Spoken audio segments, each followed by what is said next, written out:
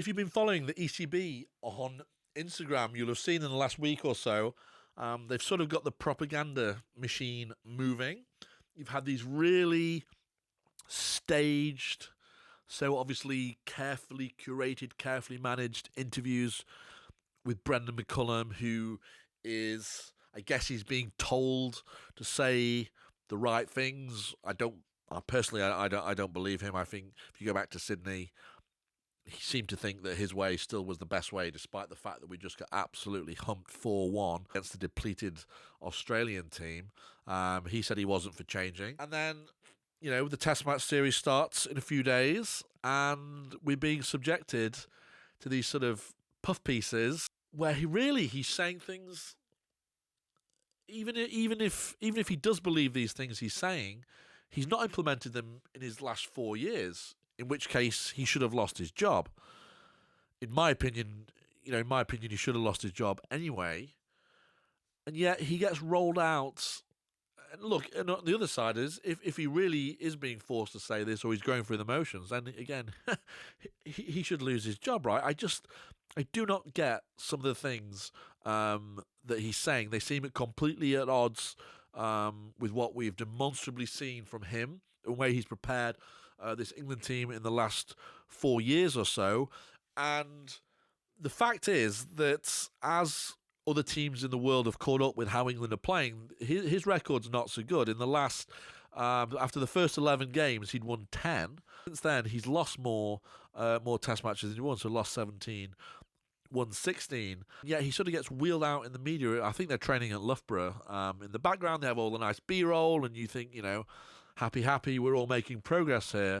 But some of this just doesn't sit right with me. So here's one of the to give you an example. Here's something he said. I firmly believe that positive or aggressive cricket and smart cricket can absolutely exist together. They can live together. And if there's one area that we need to improve, it's understanding when games are on the line, how we're able to close games out. Where do we sit in the game? Are we behind the game? Are we in front of the game? What's needed right at this point in time?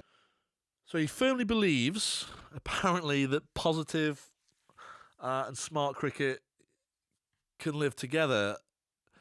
The only cricket we've seen from his team is reckless cricket. I mean, this is a complete nonsense if you think. And like I said to you, it's not like it was all building to the Ashes and we'd been really good for 3 years and it all went wrong on the final hurdle. Let's go back to Lords 2023. Reckless cricket. All the batsmen out playing hooks. I think it was day 2 when Australia were dead in the water at that point. You can go back if you want to watch how they played and they batted on the Indian tour. Then you can go back to India when India came here last summer. Like, we should have had that series in the bag. You had the Brook and Bethel shots at the Oval, which are just astoundingly bad shots. Just appalling shots to play in those circumstances that handed India a draw in that series. You go back to the Lord's Test against India. The game was in the balance. What we were second innings, we were maybe 80 for 2, 83 ahead. Brook gets out, clean bowled, trying a ramp shot off the seamers, and then it all unfolds in Australia, particularly from Brook and Jamie Smith, who just played some of the worst, most brainless, most reckless cricket you're ever going to see. And yet, here we have McCullum, who's advocating for, that nice balance between positive and smart cricket. I'm sorry, but this is not what we've seen in the last 4 years. And it's no good. If it's got to the stage now where he thinks he can implement it, he should have already gone. He should have been removed. And like I said, it just doesn't tally up with what we've seen in the last few years. Here's what else he had to say. Sort of look at it a bit like a heavyweight boxer. You don't want to just have your knockout punch ability, and that we've got knockout punch ability. You don't just want to have that. You've got to be able to keep jabbing your way through a fight, and that's what I want to see us sort of develop too, the ability to jab our way through a fight, to be able to hang in there long enough when times aren't with you, and when you're in front of a game, to be able to work out how to close it out. Look, the only way this England team play is a massive fucking overhand right? That's all they're looking for. It's like that boxer who's got nothing else. It's Once other teams have caught up with how we played, it's so transparent. It's so obvious what's coming. They just wait and be patient and wait for us to make mistakes. And yeah, it is. It's like that one boxer who has, like a Deontay Wilder, right? Deontay Wilder has one massive punch, and he's just looking to detonate it all the time. There's not too much finesse. There's not too many tactics. There's not too many jabs. It's just the right hand. And yeah, again, and that's what we've seen from England in the last 4 years, right? They just want to go and smash it and smash it and smash it and move the game forward.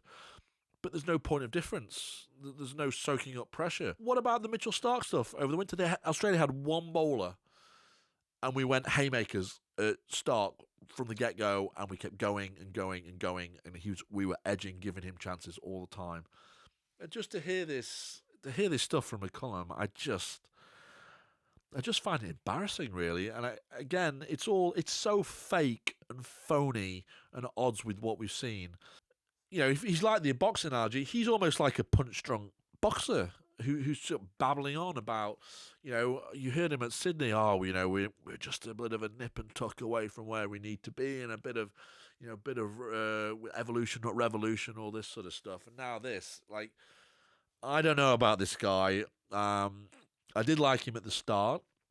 I always liked him as a cricketer, but I mean, some of this stuff, I don't think this is really. I think this is all a bit scripted and a bit set up, and it just again, same with the previous clip. It's all at odds with what we've seen, and you know, if it's taken him this long to realise it and this many failures, he had 4 series against England, against Australia and India, and he's not won one. Again, you know, why is he in a job at this point? He had one more to say as well. Been pretty steadfast and quite stubborn when it comes to wanting to try and finish what you start. And that's what sits in front of us in the next little bit. But look, in the end, when you take jobs like this as well, you know there's a great deal of scrutiny and there's a lot of noise around it. You just got to keep going towards the target. Yeah, so he's always been pretty steadfast and stubborn. No shit, right? I mean, again, going back to Sydney, he said, you know, I'm not for turning, I'm not for changing. I have my ways, I have my methods. I offer no apologies for running an informal setup. I mean, all I've got off him is, you know, he makes no apologies for doing it his way. He thinks his way is the correct way. He thinks he knows better than you and I. He thinks he knows better than the ex-pros. He thinks he knows better than to have warm-up games in Australia. He thinks he knows better than to have a full complement of backroom staff to support the team in Australia. He thinks he knows better. You know, having a piss-up and playing golf is a better way to prepare than actually playing cricket and having warm-up games in Australia.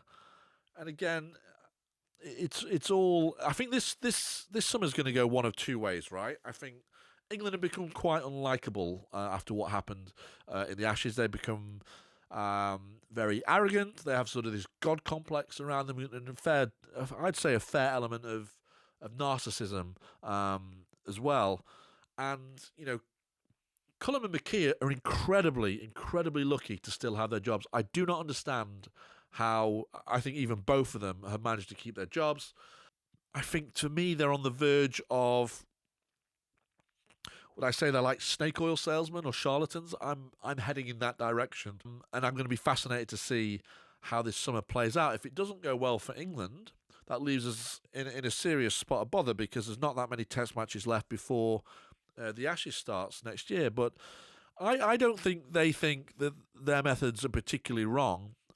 I think they're sort of being wheeled out in front of the media, and they're doing and saying the right things. But for me, they're just hollow words. And unless I see a real sea change this summer in the way England play, in the way particularly the batting goes, and are they going to be more patient? Are they going to play the situation better? Are they going to put away these ridiculous shots? Are they going to select better? Are they going to give precedence to guys who've been performing and given their full commitment to county cricket?